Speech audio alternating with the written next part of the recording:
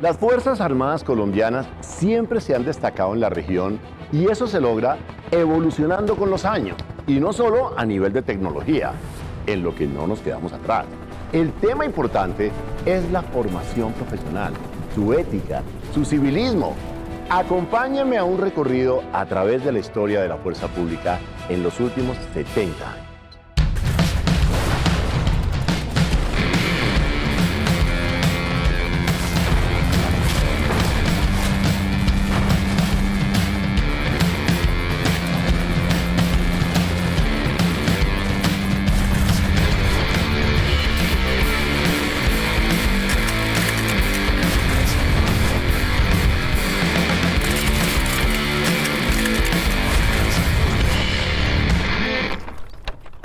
Antes de comenzar, definamos para qué existe la fuerza pública. El ejército, la armada, la fuerza aérea y la policía. Bueno, pues de la fuerza pública depende la defensa de la soberanía, la preservación física de la integridad del territorio nacional, garantizar la independencia de la república ante fuerzas internas o externas que puedan conspirar contra ella y preservar materialmente el orden constitucional. La ley es muy clara. Las fuerzas militares defienden la soberanía nacional y las fuerzas de policía defienden, organizan y mantienen el orden público interno. Ahora que ya lo tenemos claro, comencemos. 1948. ¿Por qué comenzar en 1948? Porque ese año un evento muy importante marcó la historia de nuestro país. La muerte de Jorge Eliezer Gaitán. La crisis que desató la muerte de Jorge Eliezer Gaitán se encontró con un ejército y una policía que no trabajaban de manera integrada. La policía dependía de las gobernaciones y alcaldías y para el momento del político de turno. En esta época la policía venía siendo manejada por los alcaldes, por los gobernadores, teniendo una tendencia a convertirse los policías en servidores personales de los mandatarios regionales de la época. Había una policía nacional, pero otras dependían de las gobernaciones. En el 48 hay una sublevación de la policía en Bogotá. Disuelven la policía, la sustituyen por una policía militar.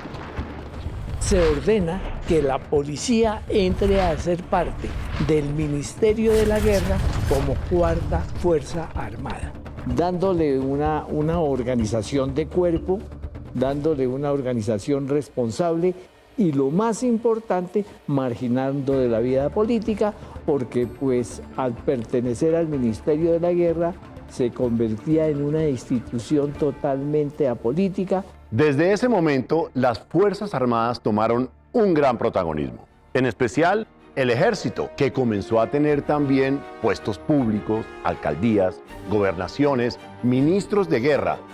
Fue tal el protagonismo que llegamos a tener el primer dirigente militar, Gustavo Rojas Pinilla.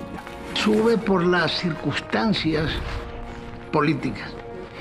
Hubo un vacío de poder, todos sabemos. El país se le salió de las manos a los políticos. En un momento dado no mandaban, ni tenía liderazgo ni los liberales, ni los conservadores, ni nadie.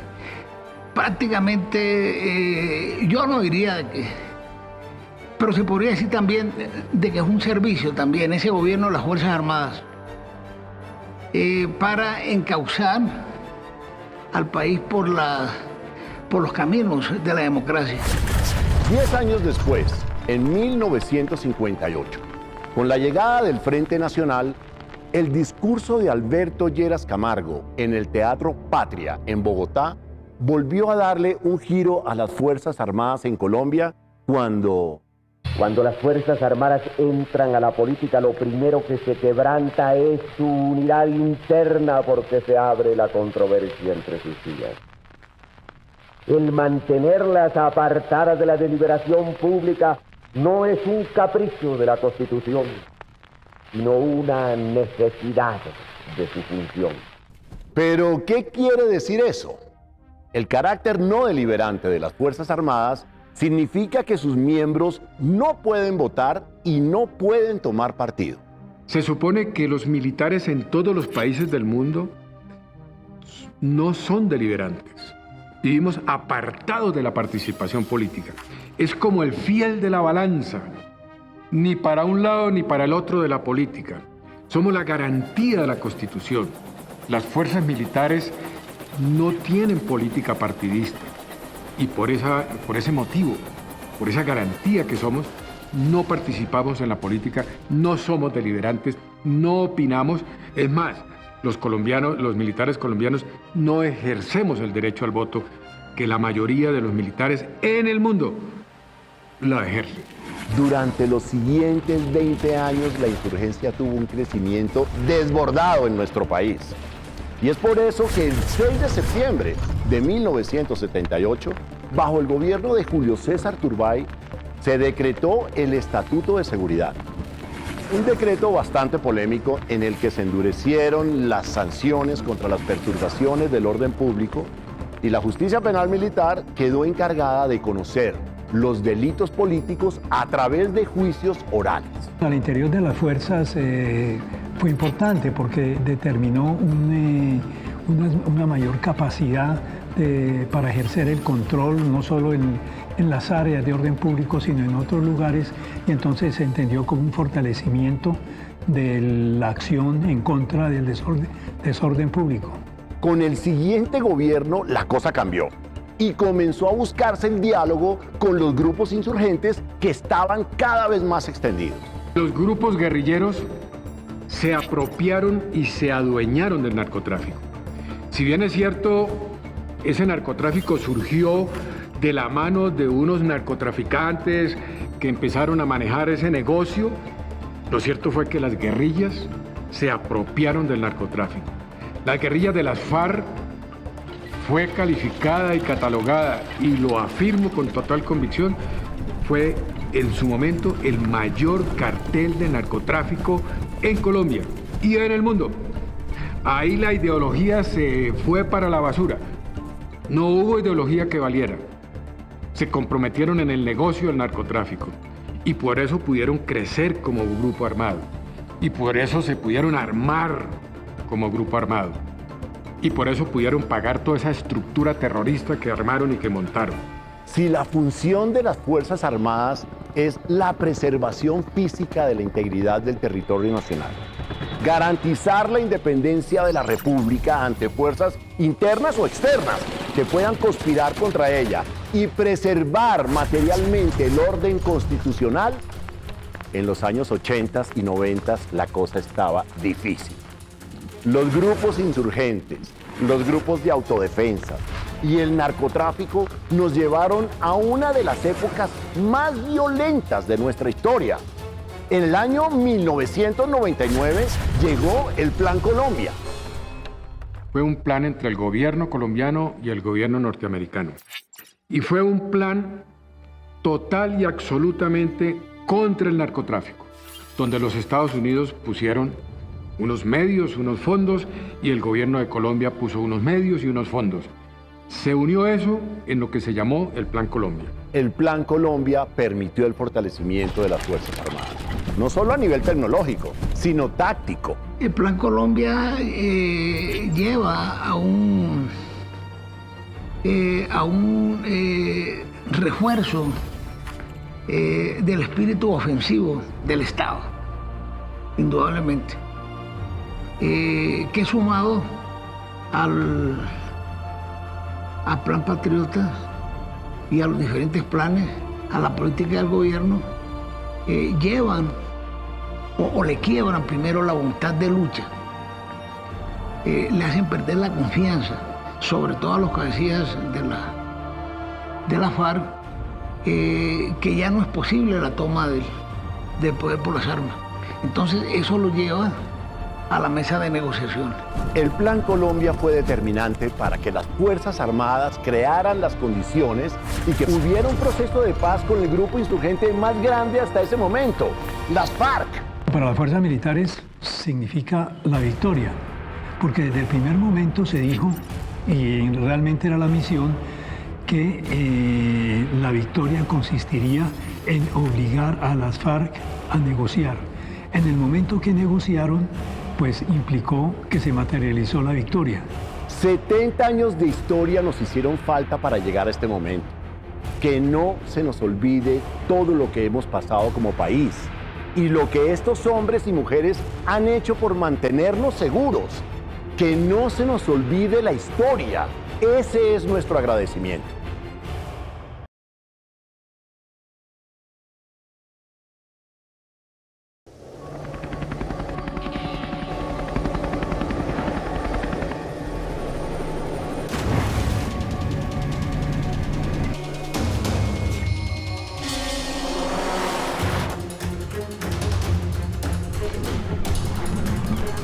¿Cómo se organizan las fuerzas al interior? ¿Cómo se definen los protocolos de acción? Todos esos procedimientos, manuales y directrices tienen un nombre: doctrina. Y esa doctrina, al igual que la tecnología, debe ir actualizándose.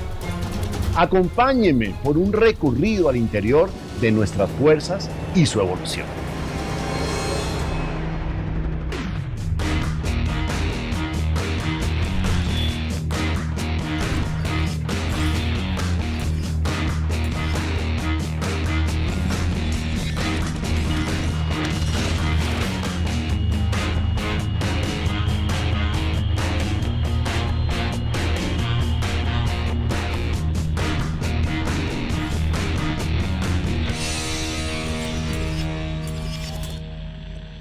Primero que todo, definamos qué es la doctrina cuando hablamos de las Fuerzas Armadas. Es el conjunto de principios fundamentales con sus correspondientes tácticas, técnicas, procedimientos, términos y símbolos empleados para la conducción de las operaciones y mediante los cuales el ejército de combate y los elementos del ejército generador de fuerza, que apoyan directamente las operaciones, guían sus acciones en cumplimiento de los objetivos nacionales. ¿Suena complicado? Es muy fácil. La doctrina militar es una guía sobre cómo, no qué, sino cómo pensar, preparar y ejecutar las operaciones y los entrenamientos. La doctrina es el pensamiento, es la forma de actuar, es la forma de cumplir la misión. Es lo que tiene que estar en el ADN del soldado. La doctrina policial hace parte de la estatura moral y de la estatura vocacional que tiene cada uno de los policías. La serie de normas, la misma disciplina, los reglamentos le fijan al hombre un derrotero durante su carrera. Voy a comenzar este recorrido en el año 1933 en el conflicto amazónico. ¿Por qué? Porque este evento obligó a las Fuerzas Armadas de Colombia a trabajar de manera conjunta. La fuerza militar en su conjunto tiene una organización modular. Entonces la mayor eficiencia se consigue cuando se utilizan cada uno de los módulos. Estas operaciones conjuntas obligaron no solo a la compra y modernización del ejército, sino a la acción conjunta de las fuerzas, barcos por el río Amazonas, aviones e infantería. Con todo eso, pues hay que desarrollar los protocolos y manuales para que esto funcione como un relojito. La doctrina estaba dirigida a la defensa exterior. Posteriormente, con el desorden público, pues la doctrina se orienta más a controlar el interior del país y a garantizar la seguridad de los ciudadanos. Con esta doctrina estuvimos hasta el año 1950, cuando el Batallón Colombia llegó a apoyar la Guerra de Corea. En ese momento fue necesario actuar bajo una doctrina unificada, es decir, todos poniéndose de acuerdo de cómo llevar a cabo las operaciones. Esta doctrina fue la estadounidense. El Batallón Colombia en Corea se encuentra en el marco de una guerra internacional, en donde había una organización líder y tocó en ese momento una adaptación a la doctrina estadounidense. Bueno, el Batallón Colombia pues naturalmente encuentra una aplicación diferente de la doctrina, porque allá se trataba más que de proteger a la población civil, proteger los intereses del Estado. Y a partir de ese momento vinieron cosas muy importantes para la policía. Apareció un régimen disciplinario, una organización totalmente escalafonada. Eso fue supremamente importante. Todos esos reglamentos se conductaron y empezó la incorporación. Tomó un talante disciplinado. La generación de Corea, es decir, los que estuvieron por allá en la guerra, fueron llamados los desarrollistas y llegaron con todo lo que habían aprendido para transformar las Fuerzas Armadas colombianas. Los TOE, que eran tablas de organización y equipo, cómo organizar los pelotones, las escuadras y la inteligencia militar a unidades operativas menores, es decir, meterles inteligencia a operaciones grandes y pequeñas. Toda una novedad en el momento. Allá los soldados colombianos y los marinos colombianos demostraron su valentía, su compromiso, su arrojo. Y cuando esa gente regresó a Colombia, regresó con nuevas doctrinas, regresó con armamento nuevo, con organizaciones que no conocíamos, con tácticas que no teníamos. Y la llegada de esos hombres, de esos soldados y marinos que llegaron de regreso de la guerra, representaron una inyección, un fortalecimiento institucional. Ahora bien, la doctrina heredada de los norteamericanos y aplicada a nuestras fuerzas fue diseñada para una guerra regular, es decir, para enfrentar los conflictos entre dos o más estados, para defender fronteras y la soberanía. Pero en nuestro país, con los grupos insurgentes y el narcotráfico, se dan características de una guerra irregular, donde el enemigo no es fácilmente identificable, comete actos ilegales y viola los acuerdos del derecho internacional humanitario. ¿Para qué les cuento esto? Pues porque esto obligó a nuestras fuerzas a sentarse y repensar las doctrinas. La doctrina de Damasco surge por la necesidad que se tiene de organizar lo que ya se tenía, de manera que se sigue con la misma idea de proteger a la población civil, pero se organiza en una mejor forma la doctrina y, muy importante, se hace revisar por las Naciones Unidas. El Plan Damasco lleva a las fuerzas a una verdadera modernización porque está diseñado desde el interior y para el interior. Y asimismo, la doctrina de la Fuerza Aérea ha venido evolucionando a partir del salto tecnológico que ha presentado la institución en las últimas décadas, siendo el Manual de Doctrina Aérea Básica su principal exponente y medio rector doctrinario. Ahora, la Armada Nacional, en su proceso de actualización doctrinaria, ha llevado a que se estén trabajando centenares de manuales y documentos de naturaleza estratégica, operacional y táctica. La doctrina Damasco es un cambio, una acomodación institucional al desarrollo del conflicto y de la situación del país. Todo ese desarrollo llegó al punto de reorganizar, de emitir una serie de documentos, de reestructuraciones, que significó lo que se llama la doctrina Damasco. La doctrina militar del Ejército de Colombia está diseñada para establecer los principios, los valores rectores, las capacidades, los tipos de misión y los tipos operacionales de esa institución. En una entrevista, el general Mejía, cuando le preguntaron qué pasaría si un ejército no tiene doctrina, oiga lo que dijo. En mi sentir, no sería un ejército. Lo que caracteriza a uno y le da razón de ser es su cuerpo doctrinal, que es como la médula espinal en el cuerpo del ser humano y está protegida por la columna vertebral, que obviamente son todas las demás normas que caracterizan y garantizan el cumplimiento del deber. Por eso es que los militares se uniforman de una manera, por eso es que tienen un lenguaje, unos símbolos, unos procedimientos. Eso en el mundo civil es difícil de entender. La doctrina son los usos y costumbres que se desarrollan al interior de la policía, en la formación, en la especialización y en la misma prestación del servicio.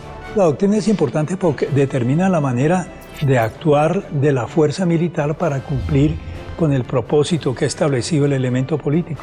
En conclusión, la doctrina es la idea fundamental sobre la que actúan las Fuerzas Armadas. Es lo que hace del ejército el ejército, o de la Fuerza Aérea la Fuerza Aérea. Sin doctrina no hay fuerzas.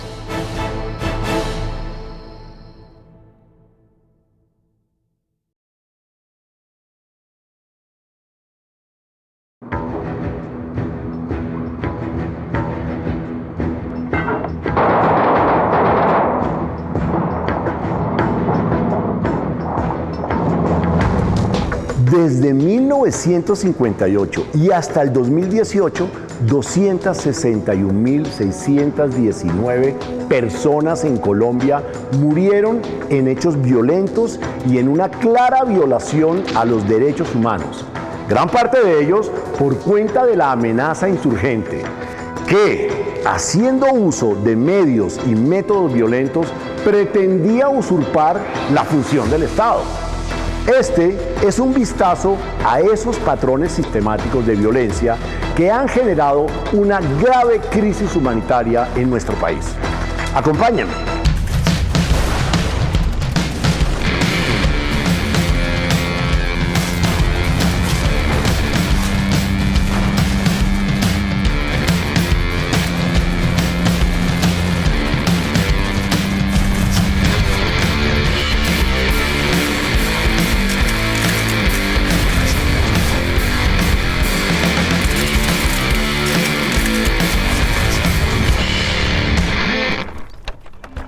Antes que todo, tenemos que entender qué es exactamente el derecho internacional humanitario. Según el Comité Internacional de la Cruz Roja, el derecho internacional humanitario es un conjunto de normas que, por razones humanitarias, trata de limitar los efectos de los conflictos armados. Por ejemplo, protege a las personas que no participan o que ya no participan en los combates y limita los métodos y medios de hacer la guerra. Es decir, que en la guerra todo se vale, eso es mentira. La guerra tiene reglas. Así como existe un respeto hacia los derechos humanos, pues se quiso humanizar la guerra. Y para humanizar la guerra y terminar con una serie de situaciones y desastres que hubo en la Primera y en la Segunda Guerra Mundial, pues vino una serie de normas que se constituyeron en lo que se llama el derecho internacional humanitario, que otros lo llaman el derecho de la guerra, y que básicamente trae una serie de normas, de parámetros sobre el comportamiento de los combatientes en el campo de combate. Tristemente, en nuestro país se han dado muchísimas violaciones al derecho internacional humanitario. ¿Cuáles? Homicidio intencional, tortura, la detención ilegal, la toma de rehenes, la destrucción y apropiación de bienes no justificada, los ataques contra la población civil, los ataques indiscriminados y ataques contra las personas reconocidas fuera de combate. Todo el que no cumple el derecho internacional humanitario busca una ventaja para lograr imponerse, pero pues sucede exactamente lo contrario. Pierde la legitimidad y termina en un fracaso de proyecto. Lo preocupante de todo esto es que estas violaciones se dieron de manera sistemática desde 1964, año en que aparecen los primeros grupos insurgentes. Y mientras las Fuerzas Armadas buscan ceñirse a las normas, aun cuando esto podría verse como una guerra irregular, los grupos armados atacaron cada vez con más fuerza, no solo a quienes intentaban proteger el orden constitucional, sino a la población civil. Pero es que el derecho internacional humanitario es muy claro al decir, no es que yo esté obligado a respetar el derecho internacional humanitario porque el otro no lo cumpla.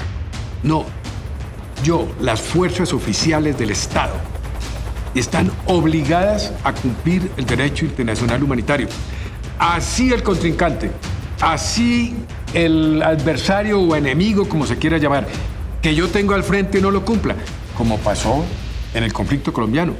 Las FARC nunca respetaron el derecho internacional humanitario. Para el año 2012, oigan estas cifras. Las guerrillas en Colombia habían sumado 24.482 secuestros, 3.900 asesinatos selectivos, más de 700 víctimas civiles en acciones bélicas, 854 ataques a poblaciones, 77 ataques terroristas, 343 masacres, más de 4.323 ataques a bienes civiles y despojo de cerca de 800.000 hectáreas de tierra. Y tenían en sus filas casi 4.000 niños reclutados. Unos años después del surgimiento de estos grupos insurgentes, en los años 80, apareció otra amenaza: los grupos de autodefensas y luego el agravante del narcotráfico. Las violaciones a derecho internacional humanitario se convirtieron en algo sistemático. Sistemáticamente, o el uso sistemático por parte de los grupos armados es una manera continua de hacerlo. Lo hacen de manera continua, sin control, de modo que se va constituyendo en un patrón o en una forma de actuar, como fue el secuestro, masacres, etc. Ante una escalada de violencia como esta, las Fuerzas Armadas, encargadas de mantener el orden constitucional, se ven obligadas a hacer uso de la fuerza para contrarrestar las acciones delictivas. La fuerza militar usa la fuerza cuando se va a amenazar a la población civil o la integridad de las tropas especialmente. Se altera un poco ese respeto permanente del policía por los derechos humanos cuando enfrenta la criminalidad, porque la criminalidad no entiende derechos humanos y obliga al policía a actuar en defensa de su vida o en defensa de la vida de terceros o en defensa de los bienes y los derechos de los terceros, y al actuar en ese momento debe emplear la fuerza, y el empleo de la fuerza en la policía no es la brutalidad policía, es el empleo de la fuerza del Estado en defensa del ciudadano, que quiere decir en defensa de los derechos humanos. Obvio, nadie quiere una guerra, nadie quiere enfrentamientos ni víctimas. Pero como en el mundo en que vivimos no es perfecto, lo mínimo que esperaríamos es que se respeten los derechos humanos. Nadie, de ningún bando, de ninguna nacionalidad, ni raza, ni etnia, debe sufrir por la vulneración de sus derechos. Ese dicho que dice que en la guerra y en el amor todo se vale, no, señores. En la guerra hay reglas y son muy claras.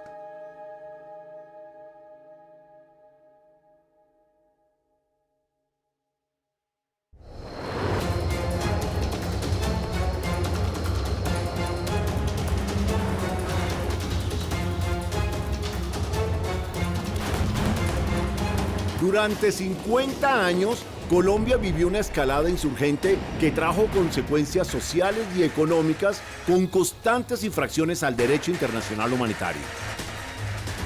La fuerza pública se vio obligada a tomar acciones para la recuperación del orden público en muchos aspectos. Pero, ¿fueron efectivos? Acompáñenme.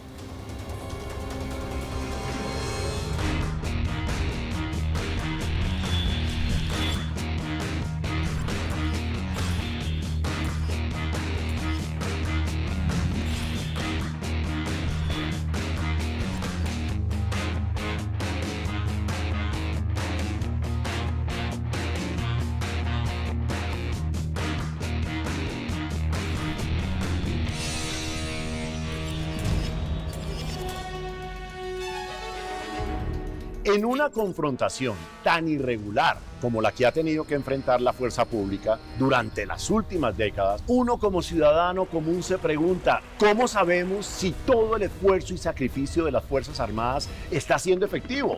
El incremento sobre los datos de desmovilizaciones y neutralizaciones es un claro reflejo de acción de la fuerza pública para debilitar las estructuras armadas responsables de su desestabilización. ¿Cómo se mide la efectividad de las Fuerzas Armadas? Se mide en la en el control territorial, en la disminución de las violaciones al derecho internacional humanitario por parte de los grupos subversivos y por los desmovilizados. La desmovilización de los grupos insurgentes se llega cuando se pierde la moral de combate y cuando se entiende que nunca se va a llegar a la toma del poder. El desminado humanitario, la restitución de tierras, la seguridad de excombatientes, la recuperación de menores reclutados ilícitamente y la protección de bienes y medio ambiente son algunas de las acciones que lleva a cabo la fuerza pública para restablecer el orden. Gracias a todas estas acciones, en el año 2010 vivimos un récord en el número de desmovilizados de los grupos insurgentes y los años siguientes no se quedaron atrás. El mayor número de desmovilizados se dio en el 2010 porque ya las FARC han entendido que no van a llegar a ninguna parte. Y hay una campaña por parte del Estado, el gobierno, de la fuerza militar, buscando la desmovilización.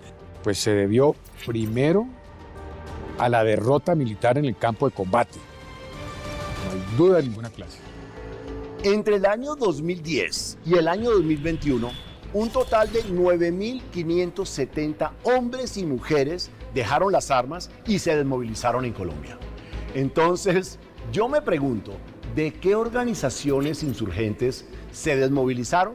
Si bien han existido varios grupos insurgentes, en las últimas décadas, 2 han tenido toda la atención de la fuerza pública, dadas sus acciones delictivas: las FARC y el ELN. La FARC y el ELN son los grupos más importantes, primero porque ellos se han fortalecido del narcotráfico, que les ha dado el poder de combate, les ha dado también capacidades para tener un área de retaguardia en el país vecino, y no solamente por el narcotráfico, sino por la extorsión, por el secuestro, etc. Es necesario desdibujar, desarmar los corazones de estos hombres. Por eso los reincorporados o los reinsertados, que es la expresión más clara, necesitan una atención y un trabajo muy profundo para que vuelvan a la civilidad y se puedan incorporar a la sociedad sin que representen una amenaza para nadie. Aunque la desmovilización es lo ideal, lo cierto es que recuperar el orden público a veces trae capturas y neutralizaciones. En los últimos 11 años, la fuerza pública ha neutralizado a 31.271 insurgentes y capturado a 29.566.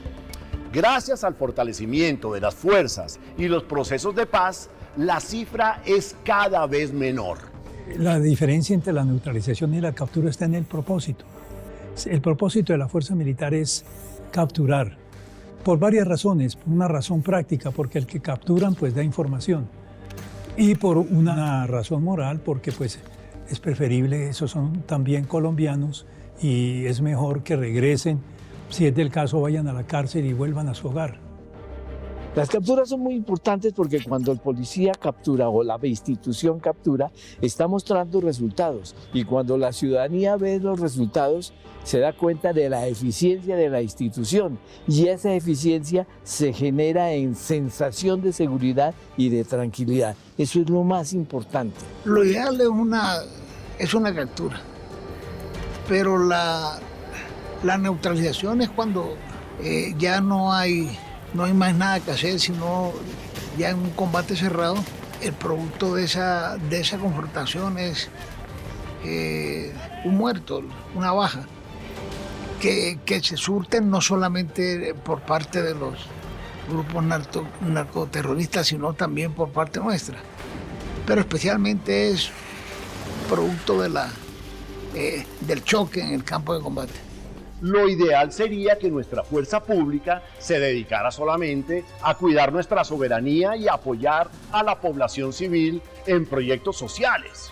Sin embargo, con todo lo que hemos vivido en los últimos años, con todas las acciones delincuenciales que han tenido que enfrentar y las infracciones al derecho internacional humanitario que deben contrarrestar y prevenir, nuestra fuerza pública sigue protegiéndonos día a día.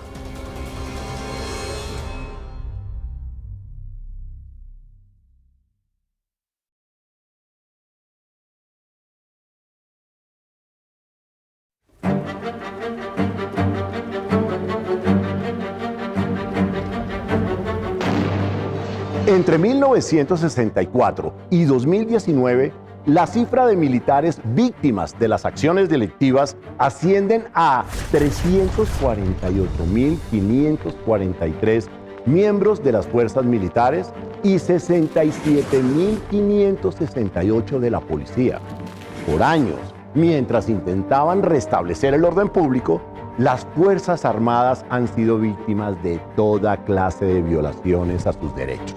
Esta es una mirada a los datos de una realidad que viven un gran número de mujeres y hombres miembros de la fuerza pública y que fueron víctimas en el marco de la lucha contra la amenaza insurgente.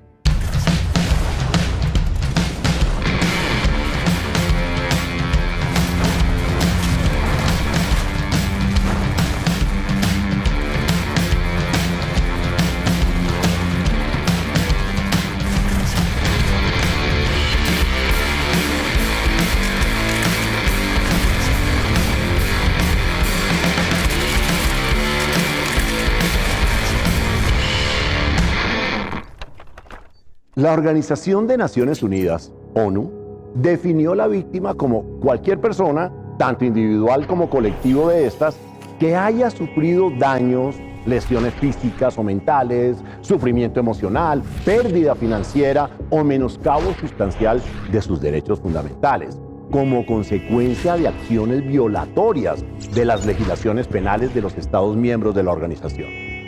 Esta definición es la base con la que se han definido y reconocido las víctimas directas e indirectas en nuestro país. Una gran cantidad de ellos, miembros de la fuerza pública. Desde el año 1964, cuando comienzan las acciones delictivas de los grupos insurgentes recién organizados, la cifra de militares víctimas es de 348.543. con un aumento exponencial durante el periodo. El mayor número de víctimas se da en los años 80 porque los grupos insurgentes habían alcanzado gran capacidad, una buena capacidad, pero aparte de eso porque el discurso de odio que manejaron se había sofisticado y cada miembro de esos grupos era una persona llena de odio y por eso se produjeron esas violaciones contra la fuerza pública. El aumento exponencial de víctimas que se registra a partir de 1974 se da por el aumento de la fuerza y la presencia de grupos subversivos, especialmente las FARC, y de las autodefensas a finales de la década de 1990. De hecho, la mayor cantidad de victimización para los miembros de las Fuerzas Armadas se da entre 1997 y 2005, con 306.371 víctimas. El 87.9% de las víctimas se registran entre 1997 y 2015, que coincide con la consolidación de grupos insurgentes y su inmersión en las economías ilegales, como el narcotráfico y el contrabando. Las estaciones de policía eran un blanco preferido por la subversión. Fueron muchos los lugares, los corregimientos, los municipios, donde la policía debió enfrentar asaltos guerrilleros muy fuertes, poniendo una cuota de muertes, de heridos y de tragedia muy grande.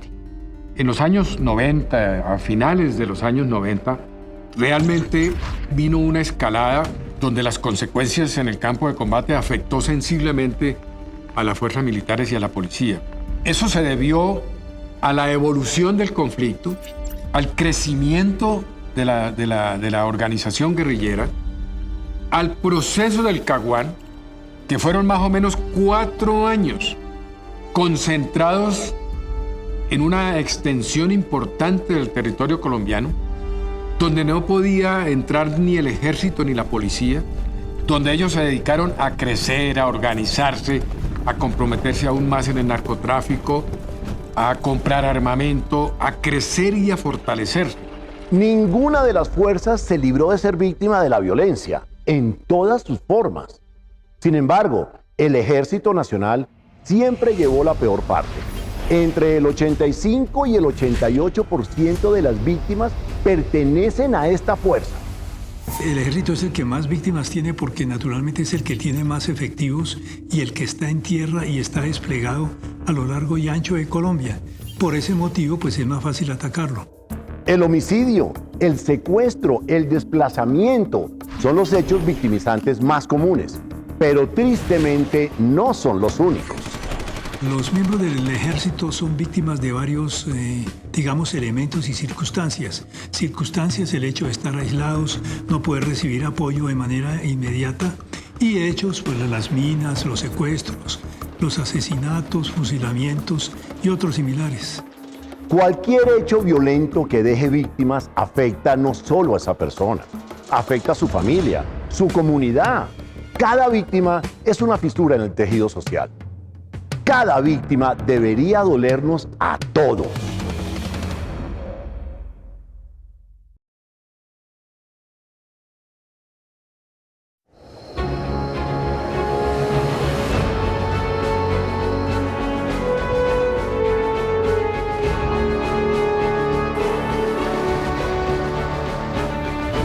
En un Estado social de derecho como el colombiano, los derechos humanos son un elemento importante que obliga al Estado y a sus instituciones a tomar todas las medidas para garantizarlos. Este es un recorrido por esas medidas que han tomado en las Fuerzas Armadas para que los derechos humanos sean la prioridad.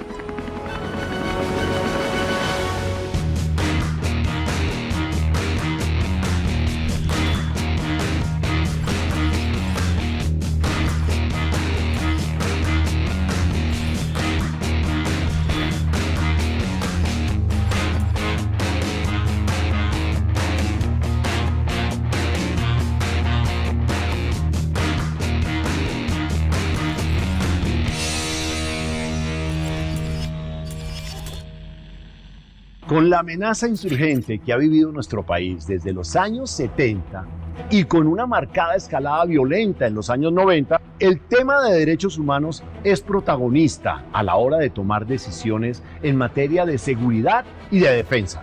Porque, como ya lo habíamos dicho antes, en la guerra no todo se vale, señores. Los derechos humanos al interior de las fuerzas se entienden como una obligación. Y no solamente como una obligación, sino algo natural, porque las fuerzas militares son defensoras de la población civil y naturalmente si son defensoras tienen que respetar los derechos humanos.